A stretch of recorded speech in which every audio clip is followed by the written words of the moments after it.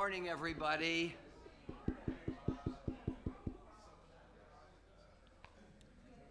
Shabbat Shalom.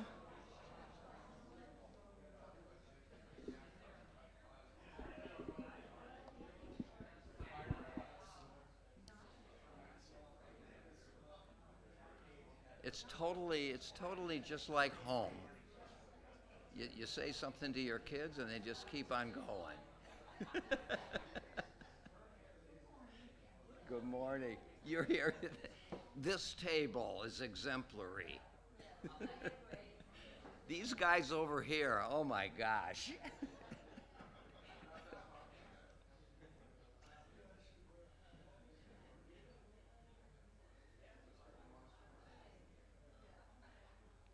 You remember, I'm sure, Caesar's, was it Julius Caesar's, all Gaul is divided into three parts? And I'm learning here that all Torah study is divided into two parts. The very quiet and well-behaved left side, the more boisterous,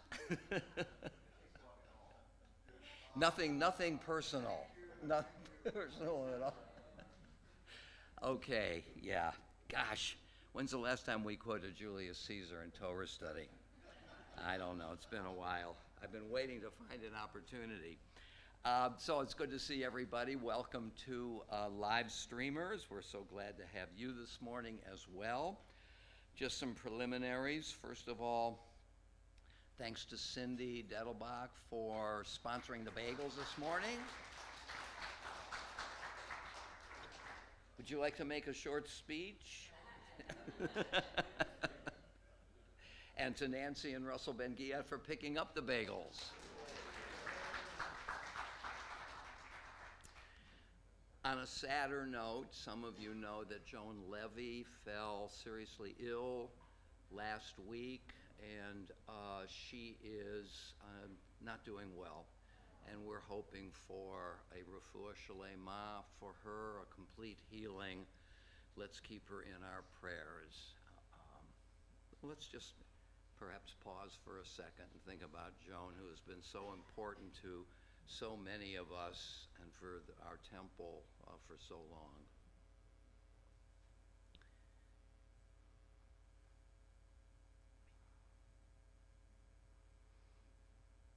I always love it at the end of Torah study when some of you come up to ask questions or to pursue one of the topics we've been discussing this morning. I have an appointment right after, so we'll have to hold our post-session discussion that I'm sure you understand.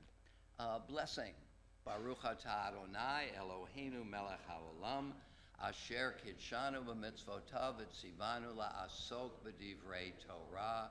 We praise you, Lord our God, sovereign of the universe, who sanctifies us through God's commandments, enjoining upon us the obligation to immerse ourselves in words of Torah. Amen. Okay, so this morning we are in Parshat Shoftim, Deuteronomy chapter 16, beginning in verse 18. Another of many indications that Torah portion divisions came before chapter divisions. If it were the reverse, we wouldn't start a Torah portion in the middle of a chapter. We're in, of course, the book of Deuteronomy. As we might remember, the narrative, for all intents and purposes, concludes at the end of the book of Numbers, where the people are arrayed on the east bank of the Jordan River. And therefore, the book of Deuteronomy, which does not move the narrative forward at all, except for the death of Moses at the very end, can be understood, as has been understood, as a late insertion into the unfolding of the books of the Torah. There is a very interesting scholarly discussion about who wrote Deuteronomy. There is a speculation by a great German Bible scholar Martin Noth, N-O-T-H, that we can divide Deuteronomy into several authors. One, the Deuteronomist, who wrote the core of Deuteronomy, and the other, the Deuteronomistic authors who added to it and gave it its framework. And one speculation is that it was written late in the biblical period before the Babylonian exile, some of which written in the exile itself. Chapters 1 through 4 strikes note as having been written after the destruction of the temple, which is a warning about not believing in the one God. So Deuteronomy itself is a very, very interesting book, divided into several sections, 1 through 4, which reviews some of the history and really has theological indications, 5 through 11, which pushes the ideas forward, then 12 through 26, which is laws, and not only legal but hortatory. That is, it's not just a legal document, but it exhorts the people, constantly saying, when you do this, when you arrive at that, you should. In other words, exhortation is a rhetorical move in order to draw the audience in and persuade the audience, not just an austere legal document to mark the laws. So Deuteronomy, we could say, is a sermon, and the sermonizer is Moses, who at the end dies, and then Joshua takes over. There's an interesting question here about why the book of Deuteronomy, or more expansively, why the 5 books of Moses ends with Moses' death and not the beginnings, at least, of the conquest. Because after all, God, beginning with Abraham, promises the people the land. Why doesn't the fundamental set of documents, the fundamental section of the Tanakh, conclude with the realization of that promise? Anybody have any thoughts about that?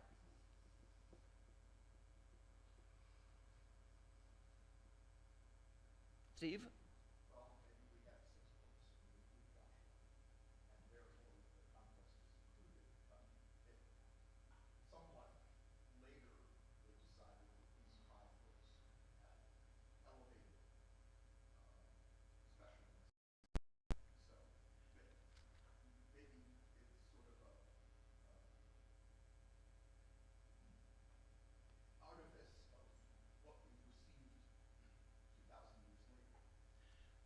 I'm not sure what you mean.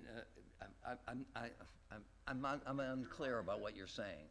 Your argument was, why doesn't our story end with the conquest? And if you include Joshua, it does. Okay, very good. So Steve has opened up an idea which actually has a name in the scholarly literature, and that is the idea of a hexatuch, not just a penta 5, but a six books, and that in fact the narrative does not end until the conquest itself, until the book of Joshua.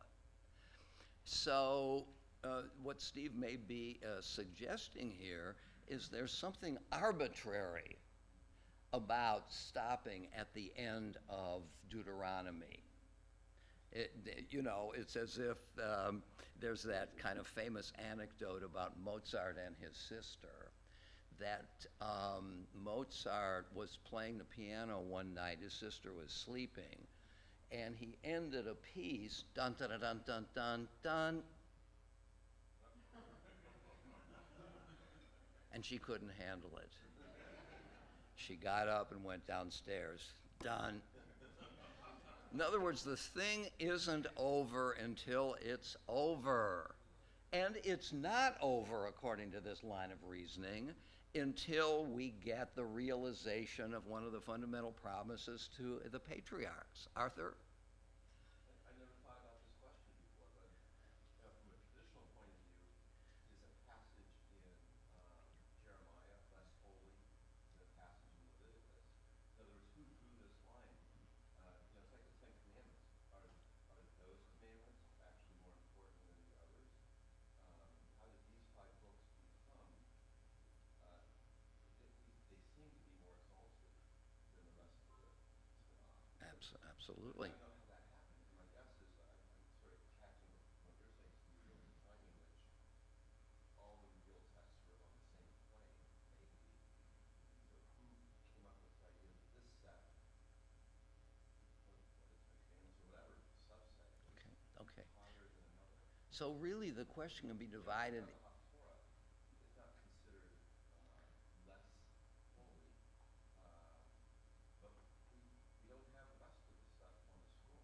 Yeah. It's clear that the 5 books of Moses are seminal and unique. That's what's in every ark and every Torah scroll. So the question can be redivided into 2 parts. Who did this and why? And whether or not, which to me is the more interesting question, that question really can't be answered, I don't think. I wonder if it can. And that is, what are the inherent features of the text that may suggest either the rightness or the wrongness of that division? Steve has suggested perhaps it's not, it can be argued that it's only with the 5th, the 6th book that we get a conclusion. Okay? David? Well, it seems to me that if you tack on the 6th book, then you create a problem because the story doesn't end with the 6th book. And I think the reason why it's better not to go there is what you learn from 5 books ends with you imagine what the future is going to be. If you take the 6th book, now we're in the promised land, and then you can ask, okay, so what happens next? And a lot happens, and a lot of it isn't very good. So, I mean, if you're trying to teach philosophically how to live, you never know what's going to happen further on. And it's better to start at the point where God's going, and you can speculate on how things ought to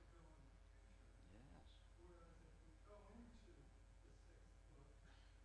Whereas if we go into the 6th book, then that raises the question, okay, what's going to happen next? And it goes on and on and on. Not very pleasant for most of the time. So David is suggesting several things. One is, I might say, rhetorical, that it ends on a question, what comes next? And so that engages the imagination of the reader.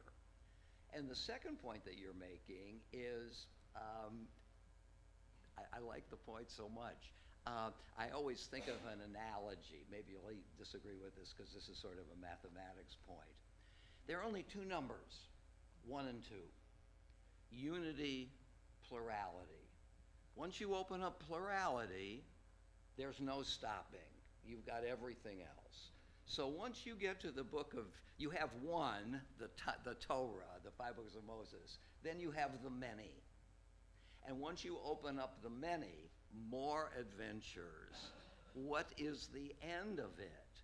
So that if you're going to look for something coherent, don't look to the flow of history because the evidence is never all in.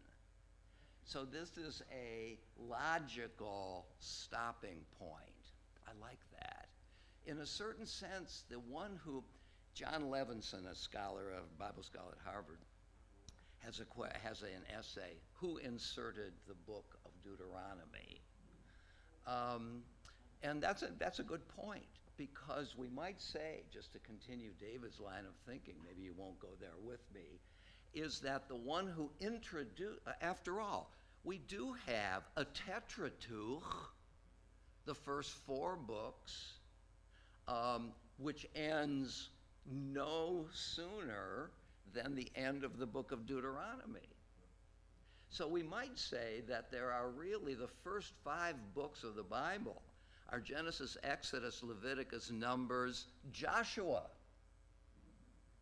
Because at the end of Numbers, we're just at the point where the book of Joshua picks it up. So that's John Levinson's question, who inserted Deuteronomy?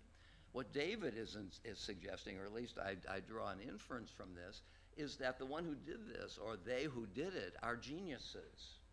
Because they found a way to bring this arc of the early books to a close without opening it back up. Jim?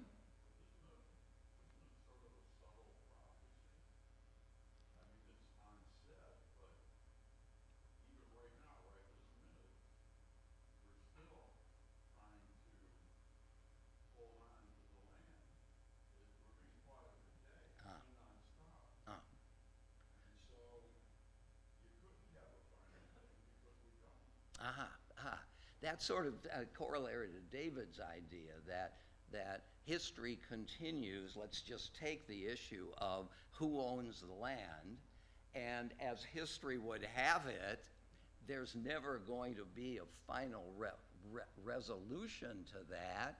One could impose a resolution.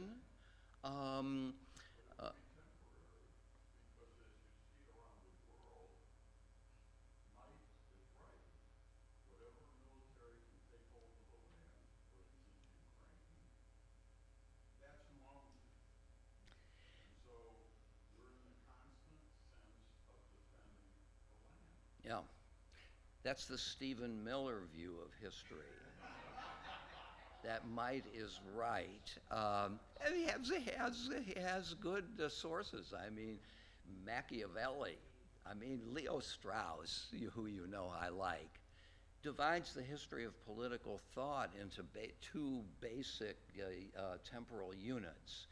Plato to Machiavelli, Machiavelli on. It's Machiavelli who tried to undermine the question right is might from the ancient world to, here's a technical term that Machiavelli uses, get off it. That isn't how the world is run. The world is run through might, and let's face it. Okay, Mike?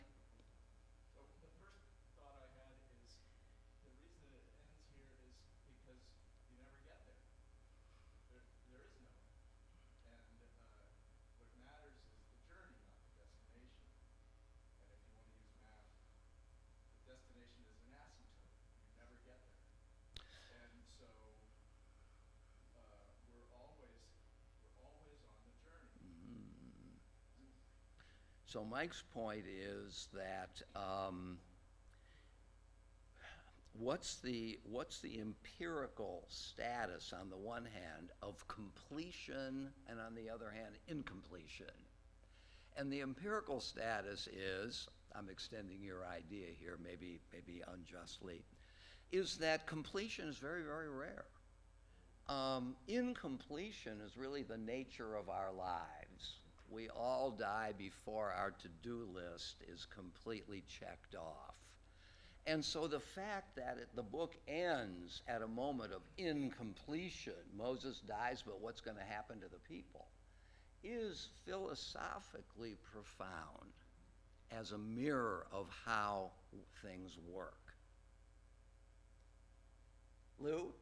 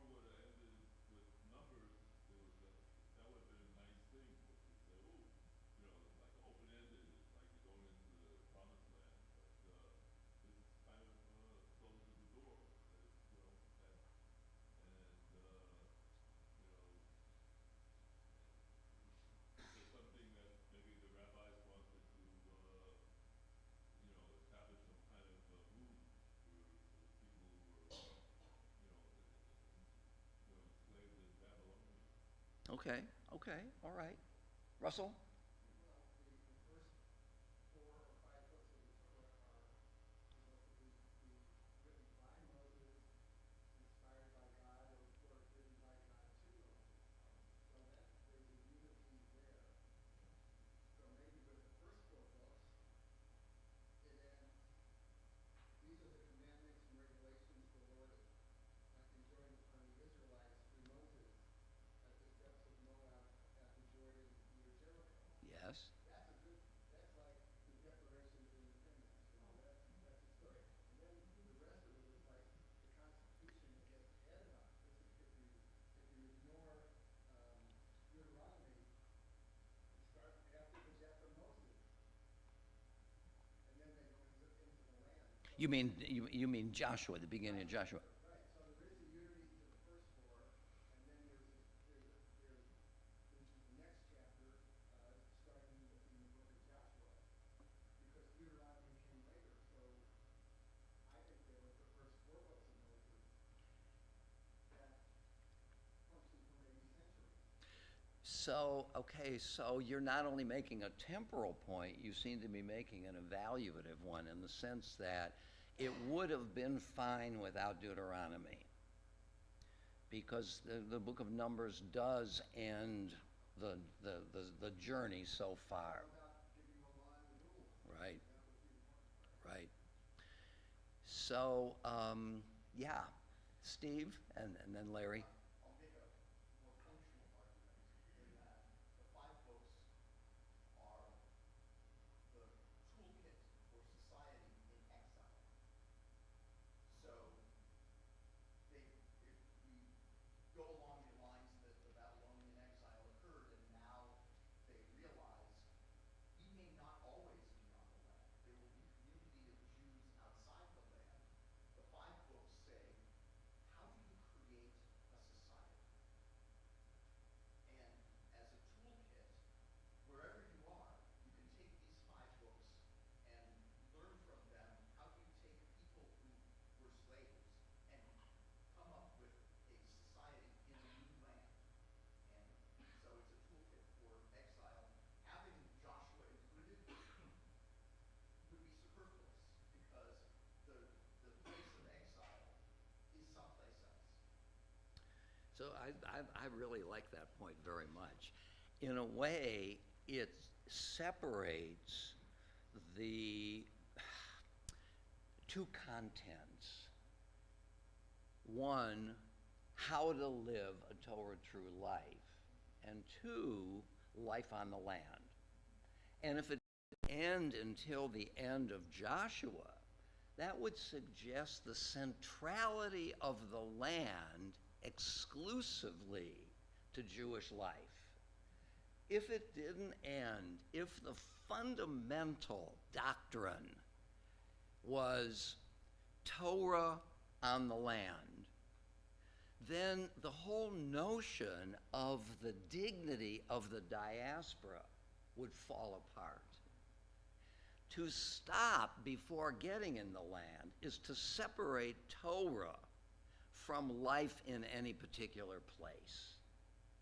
So I think that is a powerful idea, because even though, of course, the land of Israel has been on the mind of the Jewish people from the very first moment, which is Abraham, and we've always yearned for the land, but there's always been diaspora. We've always thrived in the diaspora, except when we didn't. But long, who's this historian? Salo Barone, who taught at Columbia, is one of the first chairs of Jewish studies in a secular university. Harry Wolfson, as a philosopher at Harvard, was another one. And Barone had this idea of what he called the lachrymose theory of Jewish history. Lachrymose being tears. And he was opposed to it. The lachrymose theory of Jewish history is, if we wanted to identify the ongoing central ideas and realities of Jewish life in the diaspora, it would be crying and books. So we developed scholarship of all different kinds, and we basically cried from the beginning to the end, lacrimose. And he was opposed to this because he said, look, one can't deny that there have been some awful periods of Jewish history in the diaspora. We've also thrived. We think of the Middle Ages in two realms, the low Middle Ages and the high Middle Ages. In the high Middle Ages, I can't remember what kind of beginning it is, maybe the end of the Crusades, maybe the Crusades themselves. For the first 600 years of the first millennium, Jews did pretty well. Even in Spain, before it fell apart, there were 200 plus years of harmony. And Jews found themselves in the very inner recesses of the government. Shmuel HaNagid, Samuel the Prince, who was also a poet, was a military person, a high military person in the army, and also an advisor to the Sultan, if that's the right way to say it. So Steve's point makes room for Torah true life anywhere. And if you ended with the book of Joshua, you would undermine that idea. Larry.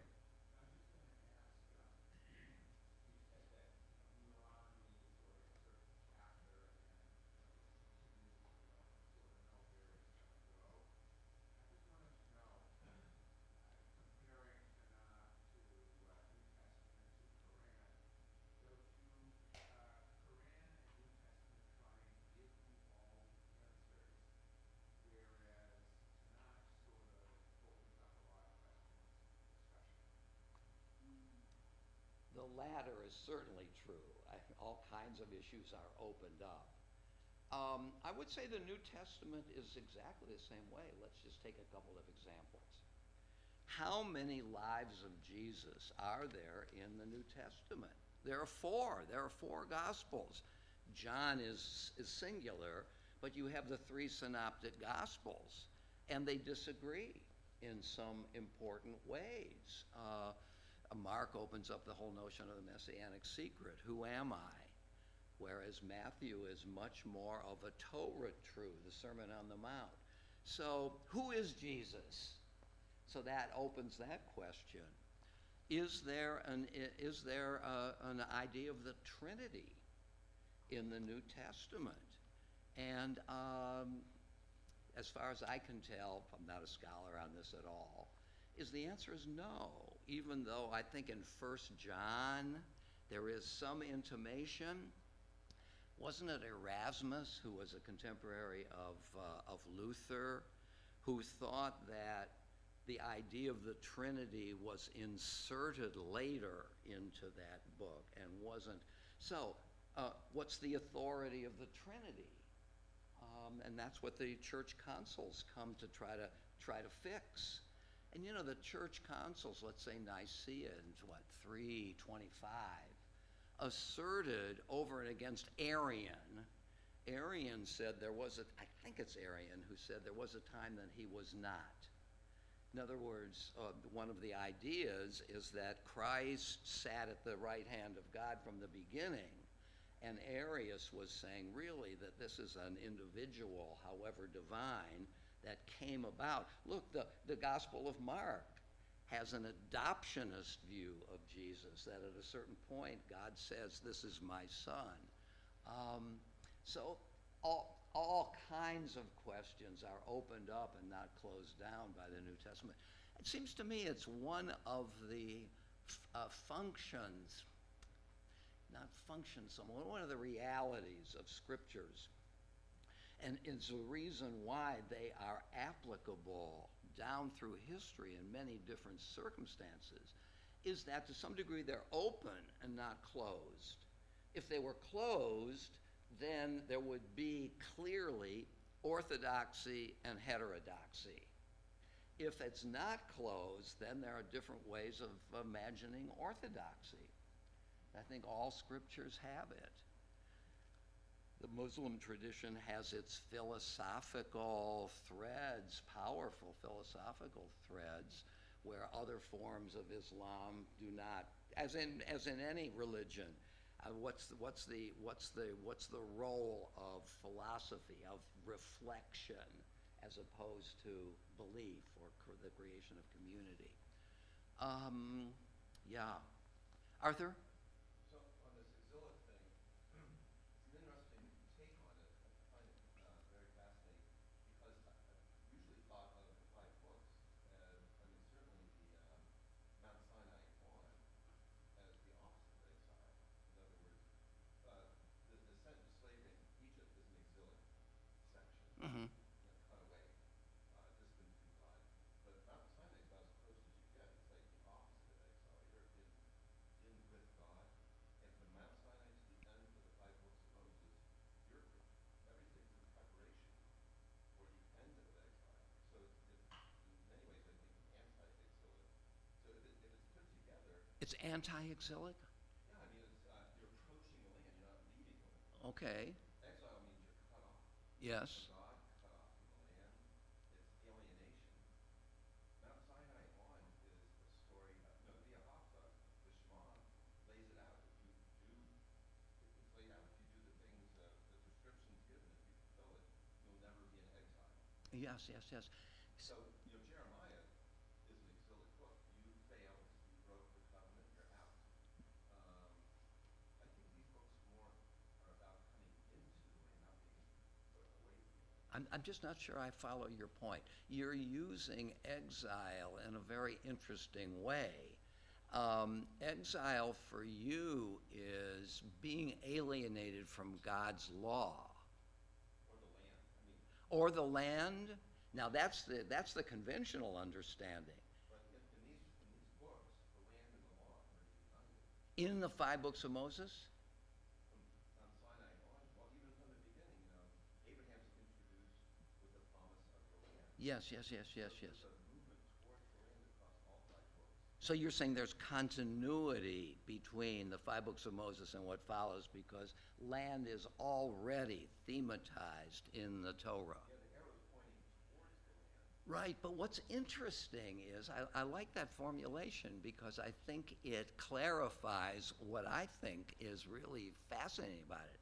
Yes, there's continuity between Torah and land, but ending the first section of the Bible before they get there cuts something between those two things. This is Steve's point, that really Torah as a universal gesture of how to live is now separated from land as the way to live, right? So that exile, I thought this is what you were driving at. There are two ways of understanding exile. Both alienations, alienation from the land and alienation from Torah. And I think the point of this division is these are not synonymous. If you're alienated from the land, you're not there. You can still live a full Torah true life. And therefore, to have included Joshua, so let's imagine that there were discussions among the sages when the Bible was being put together and divided. And one group said, yes, we're the Hexateuch party, 6 books. And the other said, we're the Pentateuch party. What if the Hexateuch party had won? Then there would be no such thing, for example, as diaspora nationalism. Diaspora nationalism was an actual movement in the 19th century in Russia. Simon Dubnov, a great historian, had this notion that to be a people doesn't require a land of our own.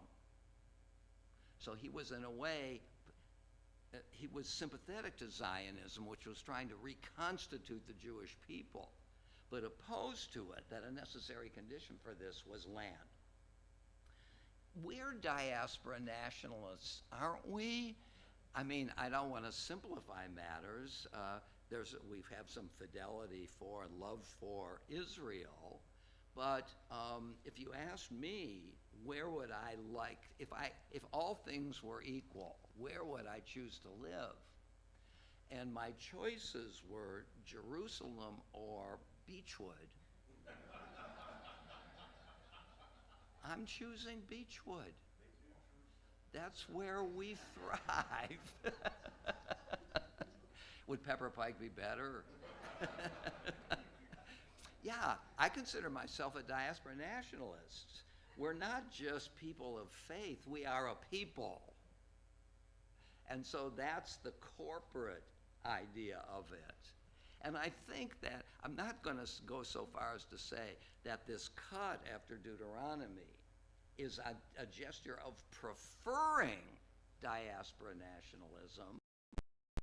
Is it possible? Also, when it says at the end, there none arose like Moses, who knew God face to face. I mean, I was going to say states, implies that this is the major transition point. Because after all, in Numbers, we've read this before, in Numbers chapter 12, where it's making a decision between Moses and the rest of the prophets. You remember what it says? That I speak to the prophets in visions and in dreams. But with Moses, I speak, now it doesn't say there face to face, it says something even greater. Mouth to mouth. Moses is the transmitter of God's word. And where does it rest? In the 5 books of Moses. So this makes Moses and what happens in the 5 books of Moses singularly normative. Now the tradition's idea is that the prophets come to serve Moses' vision. And I think if you were to ask Amos, is that how he see himself? He would say no. I think they thought of themselves as far more creative, inventive, than just serving Moses, although there's plenty of that. So you know, the whole notion of a Haftorah is an ideological move. If you append a Haftorah portion to a Torah portion, you are subordinating Haftorah to the Torah. And I think that several of the prophets would not have liked that. I think if we had had Amos right here and asked him, would you like whatever chapter it is that serves as a Haftorah, 9 or something like that, how would you like to be part of the Haftorah? I think Amos would say, how much time do I have to think about this? And, you know, because, hey, it's like being a relief pitcher in the bullpen only. You know, you're second status, but you're in the game. So the Haftorah's in the game, but it's secondary status of subordination. One year in Torah Study, many, many years ago, we did Haftorah portions only. That was fascinating. But in a way, it was a category mistake. Torah Study is not Haftorah Study. I love to make silly comments like that. I mean, no, there's some truth to it. On the other hand, they're worth studying on their own. Yes? I have a slightly different analogy. Good. Torah is the original movie, and the prophets are the sequels. So, you know, the sequel is just a sequel, right? It's not, even however creative it is, however original it is, it ain't the real thing. It's not the main feature. Yeah, that's a good point. Although some sequels are better than the original. Godfather 2, I think, is better than Godfather 1. Oh well. Yeah, no, I think that's right. So that in so many ways, let me just make this statement and see if you agree with it.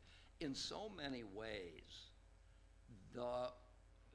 those who cut it off after the 5 books were geniuses. They really created a reality that would not have been created had they included the book of Joshua. So the idea of the hexatuch is problematic, even though in some apparent sense it does complete the movement. It's as if, you know, the ark should be this, whereas the 5 books of Moses make it this. Come on now, what happens next? You've been saying this all along, the land that I will show you, and so on. So that in some ways it does belong with the 5, in some ways it does not. I would say linearly, historically, the 6th book does belong. But normatively, what are the values that we infer from the cutoff after Deuteronomy are very potent. Mike? In the Zionist movement in the late 19th century, early 20th century, my understanding is that there were diaspora nationalists who opposed the creation of the Jewish state for that reason. Yeah. In other words, that it would distract us from our attachment to Torah Yeah. and to the intangible aspects of being Jewish and sort of trivialize it by making it physical. Yeah, that's a good point. I mean, I don't know what degree the Dubnov, for example, was opposed to Zionism, but he may have felt, since it's not practical, you know, Ahad Ha'am had the same idea. You guys are just dreamers. It's not going to happen. Somebody once said to Ahad Ha'am, who came to the early Zionist conferences, why do you always say no? We have to move forward here. There are always objections to certain ideas. So I don't know that the diaspora, it's a question. Did the diaspora nationalists have a normative view about the land of Israel? Were they saying we're opposed to it, or we're not opposed to it, but we just don't think it's practical and we can do a lot of the work in the diaspora? I wasn't suggesting that all of them did. I was suggesting that Some of them did. That may be right. By the way, early Reform Judaism was not a form of diaspora nationalism, because the reformers thought that Judaism was a religion and not a people and not a nation. So that whole notion of national, they couldn't have been nationalists at all until 1935, the CCAR convention, when Zionism was introduced as a powerful into the normative views of Reform Judaism. Well, let's go to Deuteronomy chapter 16, verse 18. Lovely discussion. It's a great question, isn't it? The question, irrespective of who did it, just to look at the phenomena and to ask yourself, was this the right choice or not, really has yielded for us a very rich conversation. Okay, so, Shoftim, judges. You shall appoint magistrates and officials for your tribes in all the settlements that the Lord your God is giving you, and they shall govern the people with due justice, mishpat tzedek. You shall not judge unfairly. You shall show no partiality.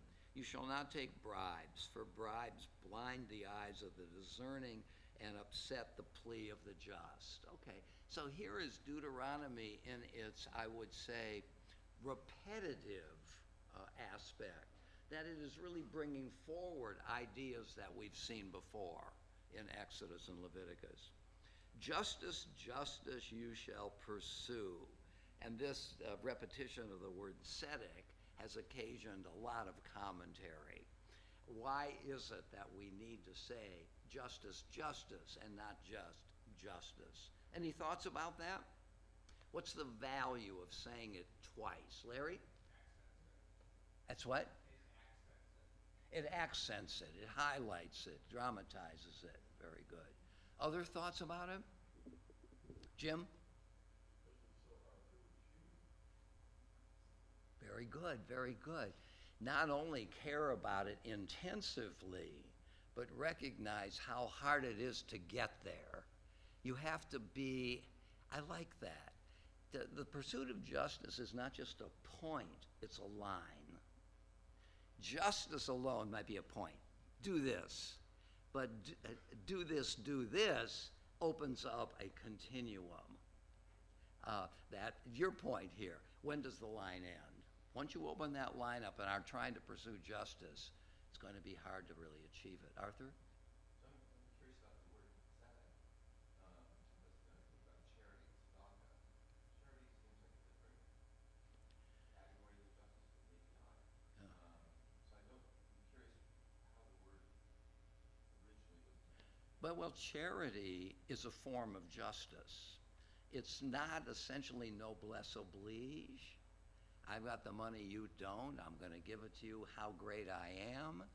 But that is a form of trying to move toward a just society where everybody has enough and that all people are treated with respect.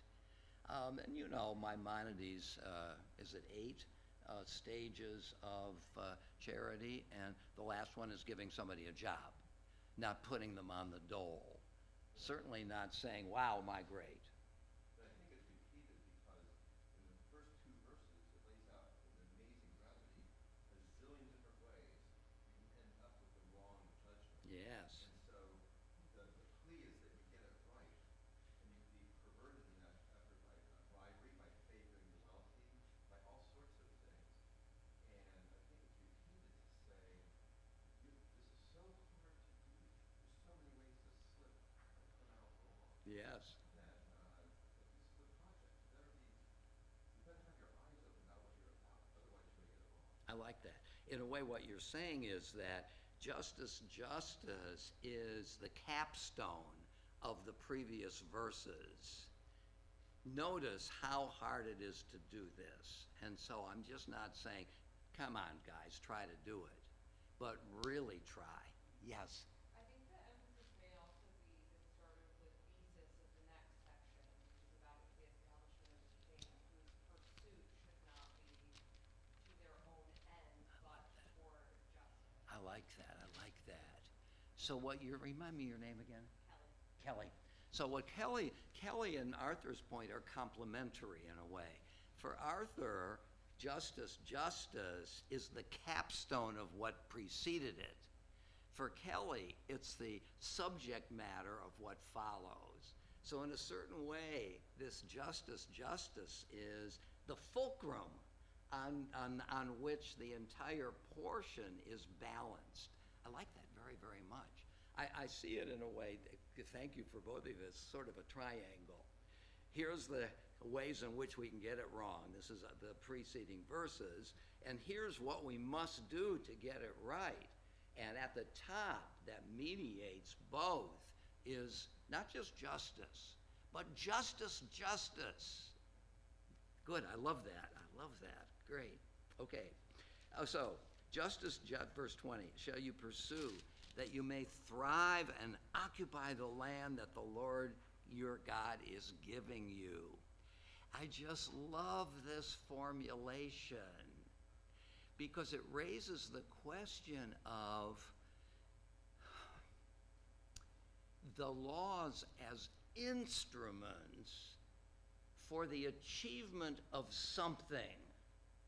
So the 5th commandment and 10 commandments, honor your father and mother that you may live long in the land that the Lord your God is giving you. The imperative, let's call it A, leads to consequences, let's call it B. And the question for me is, what's the connection between A and B? And there are at least two ways to understand the connection. One is that the connection between A and B is intrinsic. The other is it's extrinsic. So my favorite example is when my kids were little and we were giving them allowances. And my sons asked once, what will you give me when I get good grades? Good grades, do the right thing. And he had a view about this, which was different from my view. His view was what I call extrinsic, raise my allowance. Raise my allowance is just one example of many possibilities. I'll get you a new bike. You won't have to cut the grass. What's the connection between getting good grades and having your allowance raised? There's no inherent connection. They are extrinsic to one another. My answer was, you'll be a better person. You'll know more. You'll feel more. You'll be more connected to the culture. You'll join the adventure of human beings. If he said to me, now, come on, what do you mean by that? I would have said to him, don't you see the connection is intrinsic? He was 10. But isn't it true? Verse 20, just as you shall pursue, that you may thrive and occupy the land that the Lord is giving you. Does that mean that I'll give you the land if you do the right thing? I could have raised your allowance, but I'm going to give you the land. Or does the occupation in the normative sense, really being thriving on the land, emerge inherently from doing justice? If you do the right thing, if you create a just society, you are ipso facto more secure in your land. Honor your father and mother that you may live long on the land. Yes, if we create wonderful families that teach the rules and follow the dictates of what we should be doing, we are more secure on the land. This is not just giving you the allowance. This flows from it. So let's take a little vote. The vote is going to be, is verse 22 making an affirmation of the intrinsic connection between doing justice and communal felicity? Or is it saying extrinsically, I will give you life on the land? It has nothing to do with doing justice. Just thank you very much, I'm raising your allowance. How many think the connection is intrinsic? How many think it's extrinsic? Wow, seriously? Okay, all right, wow. What percentage of people who read this passage think it's extrinsic? Don't think of it as what flows from a certain mode of behavior. Wow. This is in the whole history of doing Torah study, this is the highest moment of all. Yes. Mm-hmm, mm-hmm. Where do you see it? Oh, you're right, good. Yes.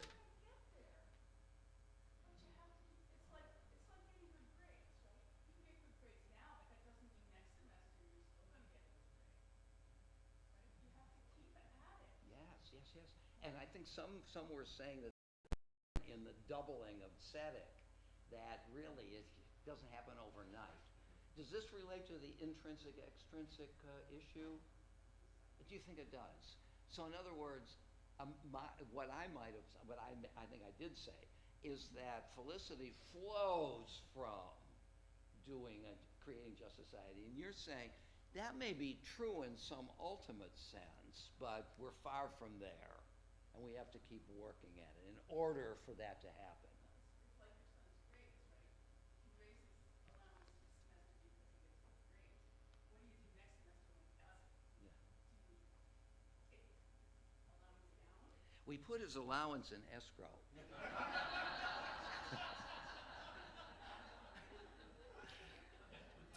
And by the time the three of them graduated, I was a rich person. Malcolm? I think that either of those support the earlier question you were posing to us about why the last book begins with Deuteronomy and Exodus. And what, do you have a speculation about it? Irrespective of whether you see this as reward or as a inherent, A flow. yes, we're held in suspense because we don't know. And that's, We don't know what. we don't know which path we will take. Okay, okay. So, to your son's question, either one may lead you to a reward. I said, no, yes, uh-huh, yeah.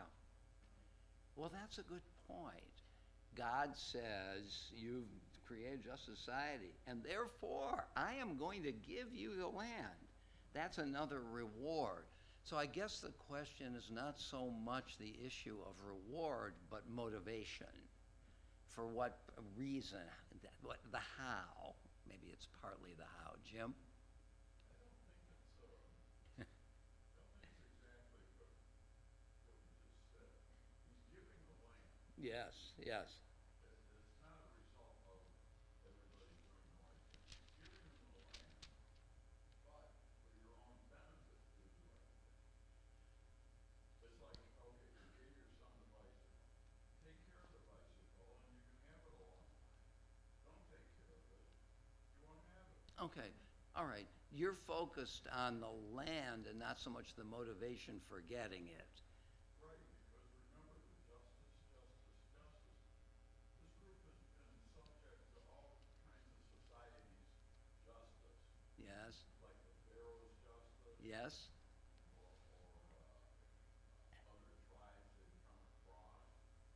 So what is justice? I mean, is stoning somebody to death justice? Well, in one society it is. in this Torah portion it is. In another society, it's obscene. Yeah, So yeah. that's why justice, even right this minute in this county, is so difficult to achieve. So it's an interesting point that our discussion or this passage doesn't really ask the question, what is justice? It's just kind of a schematic that X leads to Y and in what sense. Although the whole book of Deuteronomy, I think we could say from chapter 12 on, is concerned with how we do it. So it's part of the agenda of these chapters. All right, let's go on a little bit. Verse 21. You shall not set up a sacred post, any kind of pole beside the altar of the Lord your God, that you may make or erect a stone pillar, for such the Lord your God detests. It's hard to know what that actually means. Maybe these were idolatrous elements that sort of hedged your bets a little bit. You bring sacrifices to God, but you also have an idolatry symbol too. What's interesting about this is that it's proscribed here, don't do it. Whereas the patriarchs, certainly Abraham and Jacob, did those things. And Rashi makes the point, I think it's Rashi, that this denotes something of the history of the people. There was a time when it was permitted, but at a certain point, maybe right now, it is now prohibited. Okay. Chapter 17. You shall not sacrifice to the Lord your God an ox or a sheep that has any defect of any serious kind, for that is abhorrent to the Lord your God. Bringing Leviticus back. This is one of the ways in which we can understand the deutero in the word Deuteronomy, because Deuteronomy means the second law or the repetition of the law. So one could think that Deuteronomy repeats lots of the laws in Exodus, Leviticus, and Numbers. That's one of the ways of understanding it. If there is found among you in one of the settlements that the Lord your God has given you, a man or a woman who has affronted the Lord your God and transgressed his covenant, turning to the worship of other gods. Remember that the first two commandments are, I'm the Lord your God, have me as your only God, and do not create images. Turning to the worship of gods and bowing down to them, to the sun or the moon or any of the heavenly host. And you know, isn't it true that the heavenly bodies are among the elements in the universe the most worship worthy? I mean, the sun, the moon, and the stars are eternal. When we look out of our homes at the Big Dipper has been there eternally. The sun gives us warmth and light. There is regularity among the heavenly bodies.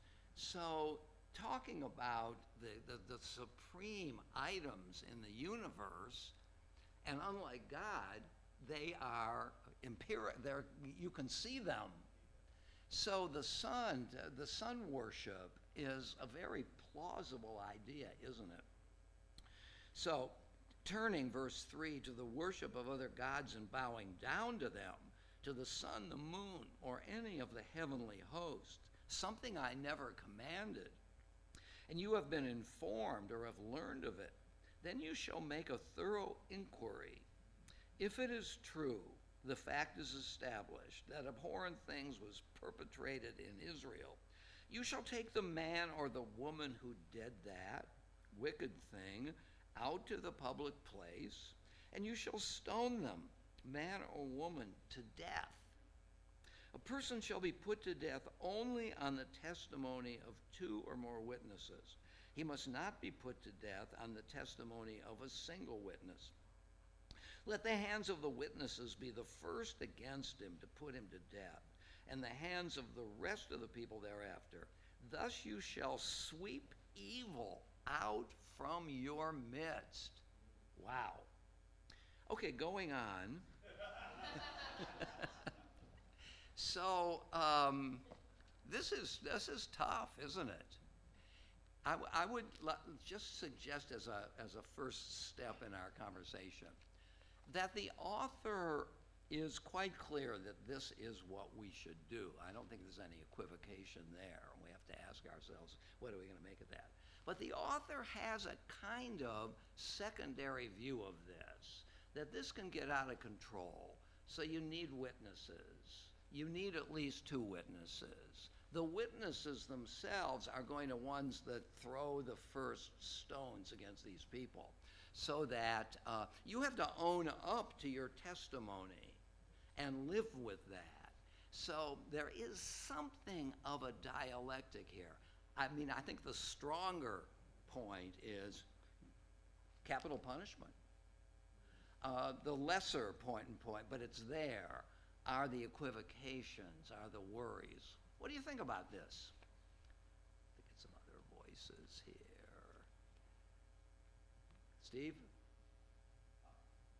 It doesn't give room for repentance. I'm thinking about the rule. They've done this thing, and you have witnesses who say they did this thing. Yeah. You're not giving the person an opportunity to turn away. Yep. And what do you make of that?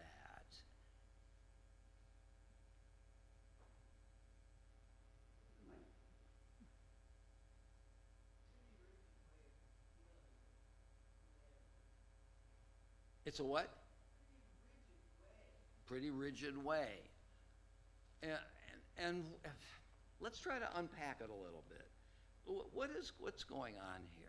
I mean, it's the violation of the first 2 of the 10 Commandments. And if one wanted to say that this belief makes for a coherent community who is following the laws given on Sinai, that the violation of this commandment or these commandments really means the corrosion of the community's coherence.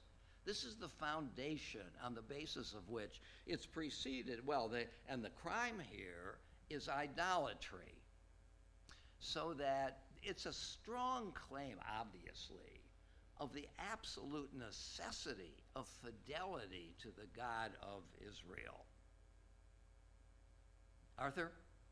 So, humanity sort of put to the test last Wednesday on this point, and we were put to the test a few years ago last week with a total solar eclipse in Spain last Wednesday. We had our own eclipse, and I went to see it, Yeah, so did I. and everyone was involved. Yeah, So there was I don't know if it was worship, but there was awe. yeah. No one seemed to get upset or feel that. The second point is we talk about the commandments and the coherence of the community, but at least I'll speak for myself. I don't give it much thought if I cross the line of mitzvah. In other words, there's all sorts of the 613 commandments I violate. I don't really give it much of a second thought. Mm-hmm. If I thought that this was how it should be constituted, I would function differently. If you thought what? Well, not just, the threat of capital punishment, but I thought the integrity and the continuation of the community rested on following these commandments. I would approach the commandments differently. Yeah. But I don't do it. I don't pursue this approach. Mm-hmm. Even aside from the capital punishment aspect. And then the last point is I think traditionally there's four violations that mean capital punishment. I think murder is one of them, and I don't- idolatry is the second. I forget the other. I don't remember them either. Not all commandments goes to the levels like that. But the point is, I think the Son does instill awe in us still. I mean, your point that this is a real thing. Yeah, To watch for it is very real, and a lot of it. yeah. Jim? But even right now, in current times, not stoned to death, but in our Orthodox community, which is walkable from here, if someone strays, for instance, Christ and Mary are non-Jew, Yeah. they actually send shiva for the person. So he's not stoned to death, but he's certainly punished. I mean, this extremism is bad no matter which direction it takes. Yeah. So it seems to me there are two things to say about this. Is this idea important? In other words, do the boundaries of community in some sense require maintenance in order for a community to thrive? And how strong should the maintenance be? And then the question is, what are the sanctions? By the way, the commentaries on this make the following suggestions. I wrote them down. In one tractate of the Talmud, it says, a Sanhedrin, now the Sanhedrin in rabbinic period was the normative institution, a Sanhedrin that executes one person in 7, or even one person in 40 years, is considered bloodthirsty. Or something that Maimonides says, it's better to acquit 1,000 people than to falsely subject to punishment one innocent person. So that the rabbis, and these are just 2 quotes, I mean, one would have to look around it to see whether or not there are contrary views, is that, we're stuck with this. It's in the Torah. We can't cut it out. But we can, through our own devices, bring it to a minimum, almost a vanishing minimum, where if a Sanhedrin is thought of bloodthirsty, if it executes one person every 40 years, that's as much to say, don't ever do it. So that's the dialectic of the tradition. And by the way, the next topic is forming a class that is going to be able to adjudicate laws. So in a certain sense, this is a law that is really so extreme that it raises these questions. having raised the questions in our own head, what is the way the Torah suggests and the tradition suggests of dealing with things both simple and complex? As a rhetorical move, this is powerful, isn't it? This is crucial. This is important to maintenance of the foundations of our community, of our society. Need vigilance. Now, taken literally, it now is grotesque. And the rabbis acknowledge its grotesqueness and try to find ways to soften it, even against, I mean, the Torah doesn't give any exceptions here. It just says the only guarding against excess, if I want to even use that word here, is that those who make the accusations have to start the execution, and that's not going to be easy on them. Let's go on a little bit. If a case is too baffling for you to decide, be it a controversy over homicide, civil law, or assault, matters of dispute in your courts, you shall promptly repair to the place that the Lord your God will have chosen and appear before Levitical priests or magistrates in charge at that time. Present your problem. When they have announced to you the verdict in the case, you shall carry out the verdict that is announced to you from that place that the Lord chose, Jerusalem, observing scrupulously all their instructions to you. You shall act in accordance with the instructions given you and the ruling handed down to you. You must not deviate from the verdict that they announced to you, either right or left. Rashi goes so far as to say, in terms of what does it mean to the right or the left, even if what they decide is the left when the right thing is the right, you have to follow it. Even if their decision is wrong, you have to follow it, because this is the ultimate authority. Should a man act presumptuously and disregard the priest charged with serving there, the Lord your God, or the magistrate, that man shall die. Thus you will sweep out evil from Israel. All the people will hear and be afraid and will not act presumptuously again. Yes? Seems to me that that only works with people that are fear-based. That are Fear-based. fear-based. Yeah. I mean, if you're afraid of being stoned to death, afraid of consequences, Yes. then that works for you. Yeah. But if you aren't, Yeah. like a lot of Muslims, for example, Yeah. are not fear-based in terms of death. Yeah, that's an interesting point. Yeah, the whole issue of jihad, and I think it's ambiguous. You're promised certain things in the afterlife. What are you promised? I mean, one reading of the Quran, not that I can read it myself at all, is you're promised lots of virgins, but are you also promised eternal life? But look, I mean, if jihad against your enemies, and this is a very complicated, what are permitted and what are impermitted jihads, and I don't know anything about that, gets to be a problem. So yes, fear is a great motivator, that's for sure, for some people. So on this matter, I want to read something from Nechama Leibowitz. Some of you know her. She wrote lots of things, including commentaries on the Torah. So she's quoting, "You shall not deviate from the thing which they shall tell you to the right or to the left." So she says, in the above text, authority, both as a privilege and a duty. By the way, these are not appeals courts. These are courts of referral. An appeals court is taking a judgment of a lower court and reviewing it. These are cases that the lower courts have not been able to decide upon at all. So these cases are referred to this higher court, very different from appeals courts.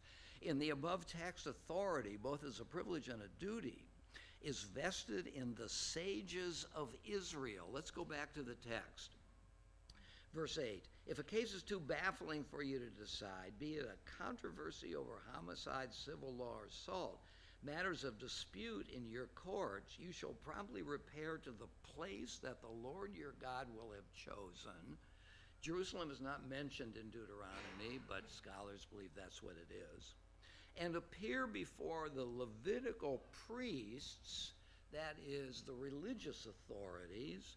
And by Levitical priests here is, let me see if I can find it. Where is it?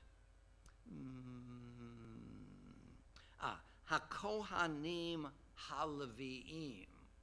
Now in Leviticus, the Kohanim, the high priests, are of a different class than the Levites. The Levites in Leviticus and Numbers are aides to the high priest. So they're certainly on a lower level. Deuteronomy does not have those two levels. Deuteronomy calls them HaKohanim HaLevi'im, the Levitical priests. So one idea of the authority in the ritual realm is obliterated by Deuteronomy. So, in the above text, and I wanted to go on here, and appear before the Levitical priest or the magistrate. The magistrate sounds like a non-priest. In charge at that time, and present your problem. When they have announced to you the verdict in the case, you shall carry out that verdict, okay? So, Leibowitz. In the above text, authority, both as a privilege and a duty, is vested in the sages of Israel, in the rabbis. The supreme religious court to lay down the law whenever we are confronted by a matter too hard for us in judgment between plea and plea. In this matter, one rabbinic text says the following: the Torah wished to legislate for those new situations which might arise, not included in its impermanent and immutable decrees. In other words, a text can only reflect a finite number of laws, regulations, so that she is quoting here a text which says this is giving permission to post-biblical authorities. The Torah wished to legislate for those new situations which might arise, not included in its permanent and immutable decrees, vesting in the sages of each generation. Notice in the text, in charge at the time.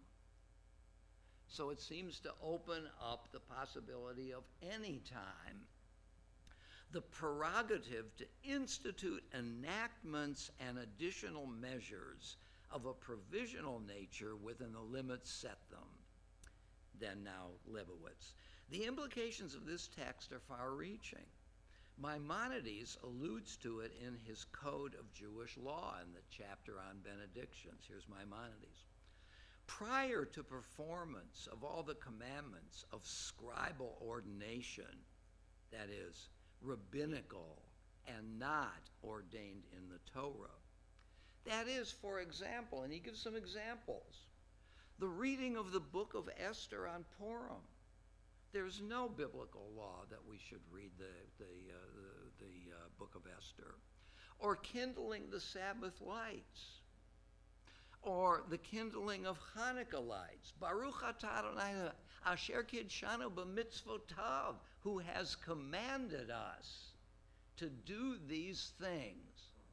And they have not been commanded in the Torah. We pronounce the blessing, Maimonides goes on. Blessed art thou, who has hallowed us with his commandments. What? God did not hallow us with those commandments and commanded us to, and then Maimonides goes on, now where has he commanded us? Answer, oh, how fortuitous. in Deuteronomy chapter 17, verse 11. According to the law that they will teach you, you shall do. The idea, Maimonides goes on to say, underlying this formula may be rendered as follows. Who has hallowed us with his commandments, whereby he commanded that we obey those who ordained for us the kindling of the Hanukkah lamp, the reading of the book of Esther, and all other commandments, which are of scribal prescription? Now, Lebowitz. The objection cannot be raised that the formula attributes God's commandments ordained by the rabbis of flesh and blood. The Torah explicitly bids us to obey the sages in whatever they institute for the greater glory of Judaism. We can therefore follow the same formula, thanking God for hallowing us with his commandments, even when they were instituted by rabbinic authority, since to obey the sages in such cases is, Deuteronomy 17:11, a divine command. In one fell swoop, the rabbis give ultimate authority to the sages. This is the permission statement of rabbinic Judaism right here, as understood by the sages themselves, right? And appear before the Levitical priest or the magistrate in charge at the time and present your problem. When they have announced to you the verdict in the case, you shall carry out the verdict that is announced to you from that place which the Lord shall choose. Maimonides refers back to the Lebowitz, to our text again. The Supreme Court in Jerusalem is the root of the oral law. And this is a very important idea, because when the temple is destroyed, there is no Supreme Court in Jerusalem. And this raises the question of authority. The members thereof are the pillars of instruction. From them goes forth law and judgment to all Israel. The Torah bids us repose our confidence in them, as it is stated, according to the law which they shall teach you, end quote. This is a positive commandment. This is what Maimonides, so Maimonides' Mishnah Torah is an elaboration of all the laws. Before he did that, he has to ask himself, well, just what are the laws I'm going to elaborate, to exaggerate. Little slip of the tongue. Go back on the tape, would you please? Where am I? So that's right. So he's going to give us the body of Torah law, but in order to be able to flesh out the body, to continue the metaphor here, he has to give us the bones. What's the structure of all this elaboration? This is the 613 commandments. Before he writes this elaborate 14-volume code, he writes the Sefer HaMitzvot, the Book of Commandments, in 2 volumes, the do's and the don'ts, the positives and the negatives. 248 positive, 365 negative, 248 parts of my body, 365 days of the year, all of me all the time. In other words, the law is comprehensive, for which there need not be any more. 614 is the magic number. And he writes a little bit on each of these commandments. So this is an elaborate enterprise for him. The Supreme Court in Jerusalem is the root of the oral law. The members thereof are the pillars of instruction. From them goes forth law and judgment. The Torah bids us repose our confidence in them, as it is stated, according to the law which they shall teach you.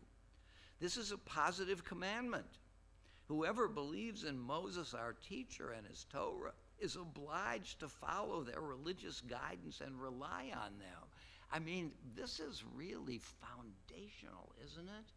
That Maimonides is telling us the authority of the sages is Torah-itic. And it comes from the book of Deuteronomy. So pay attention to them. Whoever fails to follow their instruction infringes a negative command. As it said, you shall not deviate. So it's both a positive commandment, follow them, and a negative commandment. It's 2 of the 613 commandments. You shall not deviate from the thing which they shall tell you to the right or the left, whether it originates with tradition, that is the oral law, or is deduced through their resort to hermeneutical principles of expounding the text. It either can come from their regulations, can come from the oral law, that is the customs, we might say, that come down from Sinai, so-called, or that they're looking closely at a text and through principles of interpretation derive laws from the reading of the text, producing an interpretation that seems correct in their eyes, or whether the directions given by them constitute a fence around the Torah. So that's another kind of law, what I call the tree lawn regulation. You're not going to get hurt playing on the tree lawn, but don't play on the tree lawn is a protection against getting into the street. So there are fences around the Torah to protect it, which themselves don't have the status of Sinai, but they become laws nevertheless. In accordance with the needs of the times, namely decrees, ordinance, and custom. In all these cases, it is a positive commandment to obey, and whoever infringes on any of them violates a negative commandment. The text, in accordance with the law they shall teach you, implies decrees, ordinances, customs that they direct the public to observe in order to strengthen religion and the social order. In accordance with the judgment which they shall say, this implies that they should deduce them through one of the exegetical principles, the principles of interpretation, by which the Torah is expounded. From the thing they shall tell you implies the traditional matter transmitted to them orally from one generation to another in unbroken succession. That's also an important point. It's not that Rabbi X in 1750 is making his claim. He's part of this long tradition and is relying on its precedents and its methods in order to. So what the sages here have done is to ensure that we are not an exclusively Torah religion.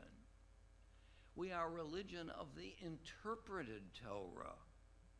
And therefore, claims are, where are the sacrifices? Rabbi Block used to say one of his student pulpits in Louisiana, when he got down there, the people would say to him, where do you do the sacrifices? To which the answer is given right here. We are not a people of the Torah book. We're a people of the interpreted book. And of course, how many interpretations can there be of a given idea? So what Maimonides has done here, think of an hourglass. The Torah is wide open. In order to give it direction, you want to close down who gets to judge. So you've now closed it down to the rabbis, those who believe in the oral Torah, as opposed to, say, the Karaites. Karaites was a sect of Jews for about 1,000 years. The word Karaite comes from the word mikra, kara, which is Torah. The rabbis were sages of the 2 Torahs, the written and the oral. The Karaites insisted that all these rabbinic things, you guys are just making it up. If you want the real stuff, go back to the source. And don't go to what some Rabbi X or Rabbi Y says. So the problem here is that they've narrowed it to a stream of particular individuals who, in their wisdom, open it up again with all kinds of varieties of how to understand certain laws. If you didn't have variety, you wouldn't need the Mishnah Torah. You wouldn't need Maimonides to say, these are the laws. because it would be crystal clear.